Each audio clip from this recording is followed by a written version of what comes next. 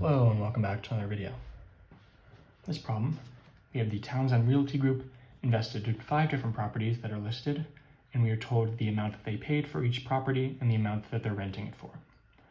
And this relationship between the rental price and the purchase price is linear, and we are looking to find the function that represents this relationship. And we are measuring for this, the purposes of these equations, the purchase price in thousands of dollars. So instead of 128,000 for the sake of this equation, it's 128, 176, 70, 140, 150, right?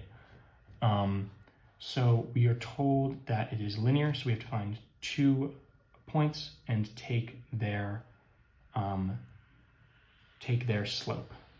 So we have P, R of P is sort of the form that we want these in, right? This is equivalent to if we had y is equal to mx plus b, right? We'd have xy.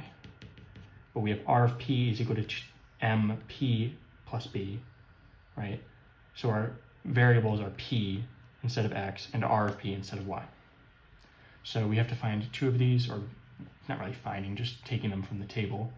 So we have p is the purchase price, so that's going to be, let's just pick this first point, 128, comma, R of P, the rental price, 950. And then another easy number, maybe this one, 70. And then the rental price for that is 515. We're looking to find the slope.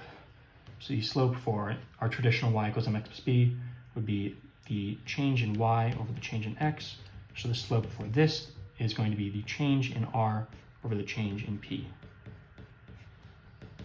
Okay, so the change in r is going to be the difference between these 2 values. So we have 950 minus 515. This is over the change in p, so we have to do 128 minus 70. So notice for the change in r, we started with this point and subtracted this point, right? 950 minus 515. The thing you have to be careful about with the slope is to make sure you do it the same way. So we have 950 minus 515, so we start for the other one, 128 minus 70. Once you get that out of the way, you find this is 435 over 58. Plug this into your calculator, and you'll get 7.5.